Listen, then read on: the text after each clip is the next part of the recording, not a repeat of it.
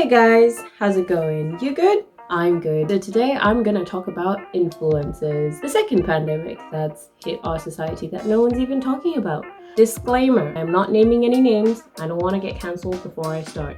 Second, this is not to make fun of anyone at all. I'm just literally doing this for banter and because I'm bored and procrastinating on assignments. Third, I am not an influencer or objectively fashionable, in case you couldn't already tell.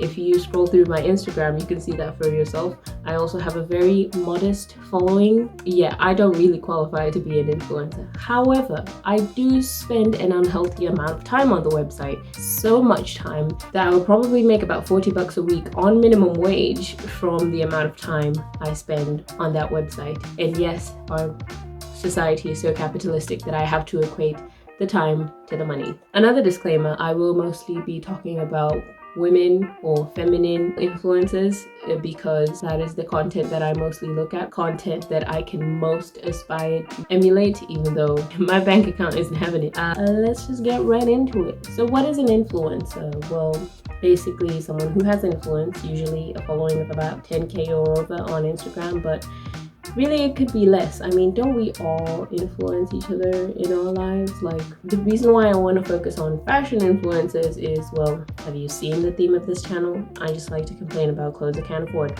In reality, it's just become such a thing that people wear clothing, pose in clothing, and make money from it. And we see these people think they're cool and want to wear the clothing. Like, I just want to analyze like how that works, why we see it, why it's visually appealing, and why we end up trying to emulate them and following them and giving them all this clout. That whole clout chasing is exactly the reason why they all end up looking like carbon copies of each other, because, you know, she's getting the clout because she got that new red lipstick. I'm gonna wear that new red lipstick. I'm gonna get that Gucci belt. The basic starter pack for being an Instagram or general fashion influencer. There are certain items of clothing that you just have to have in your wardrobe. There is no question. Doc Marten boots, I swear, I used to see them all the time.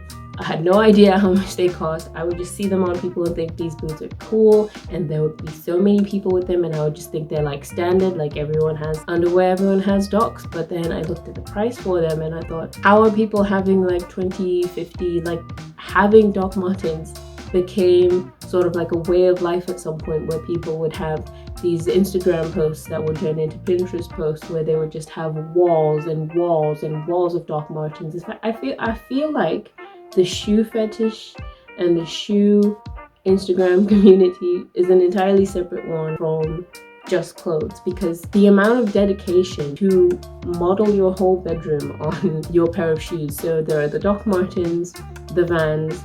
I'll admit I had a bit of an obsession with pictures of Vans, and when I finally got my own like pair, I was obsessed with them because I just saw them everywhere. And everyone had them. And then I moved to England and literally everyone on the street had them. Influenced.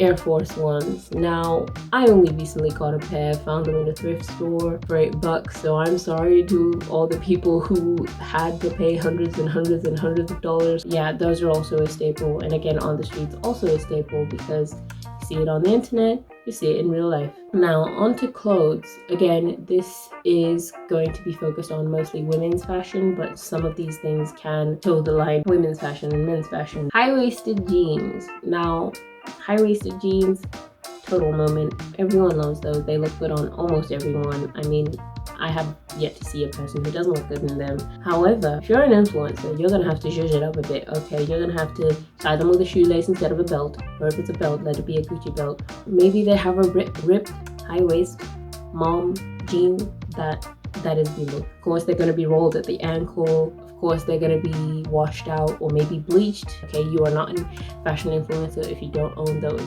The crop tops with the string down the middle. The crop tops that crop and it's nip slip at 9 o'clock. The crop tops that are really cinched at the arm, and you can wonder if the person can ever lift their hand, but of course they can lift their hand, because how else are they gonna record TikToks? And of course, now that it's summertime, every influencer has to have a bikini Are you going to the beach? Probably not. I hope not. Please stay home. Of course, you're gonna have the frilly, flowery dress that looks like it's from Reformation. That is an absolute staple. The silk high-waist skirt, which only looks good on people 5'7" or over. If you are a 5'2" dwarf like me, forget about it because you're gonna look swamped in that thing. And you're gonna tuck a floofy sweater into the silk skirt, but for some reason have no bumps. I have no idea how they pull that off. Workout gear, yes, because there's gonna be that occasional post where you're telling us to go to the gym and stay healthy and care for our bodies. So of course you're gonna want to have a gym clothing set. You know, maybe Gymshare's gonna want to sponsor you. You don't want to miss out. You don't want to look like you're not working out. You're gonna want to look like you work out, even though we know that most of the time you're just telling us genetics and you already naturally look that good. So I think the important question that I really want to answer here is, who decides what trends? Like, I've come down to a few conclusions. Brands do. Brands decide who trends, because if a specific brand decides to sponsor a specific influencer and that influencer is seen gaining their likes wearing a certain item of clothing, more and more people are going to want to emulate the same look, and as a result more and more people become carbon copies of each other. It becomes a little different when you try and think about things like thrifting, where I'm not entirely sure where the origins are. Again, this video is just for banter, so I've done absolutely no research on this. This is just an opinion video. I think once people start to see what the viewers, us, we have the real power really.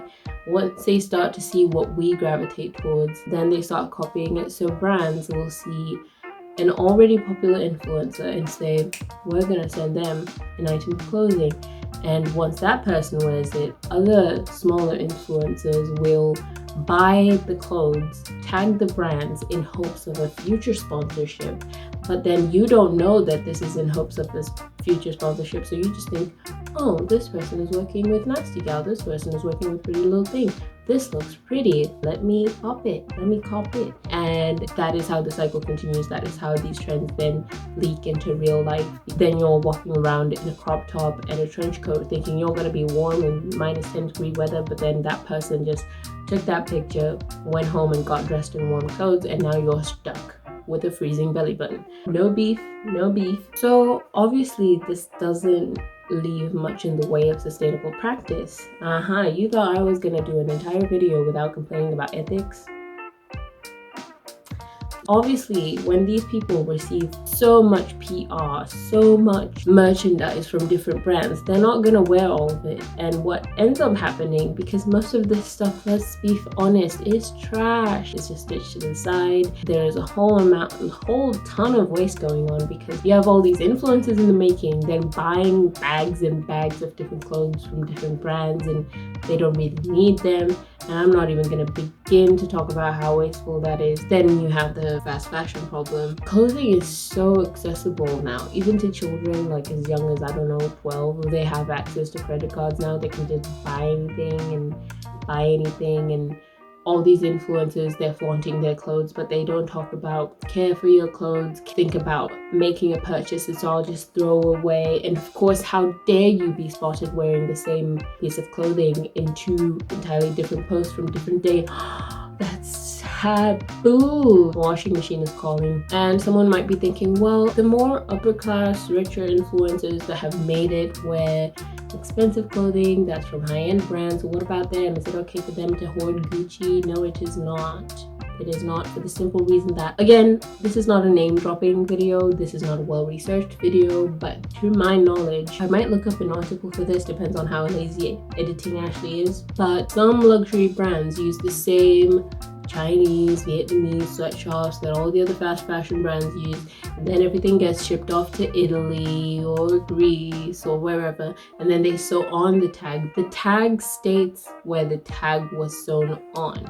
So the clothes will say made in Italy because that's where the tag was put on, but then it was made in that old sweatshop by that lady who's making 45 cents an hour. I wish fashion influencers would talk more about where about all this, about where their clothes come from, about getting people to actually try and think about things before just trying to hop on a trend.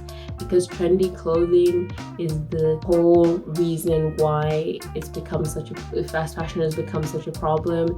It's because people want to keep up with trends, and then once a trend ends and you don't want to wear something, and then you throw it out or you donate it. But of course no one's going to want to pick it up in a thrift store. Like, that neon tank top doesn't look good anymore. I just wish fashion influencers would talk more about that and would maybe buy less and promote other stuff. Like, young people shouldn't just be focusing on their looks all the time. Point is, I am not an influencer.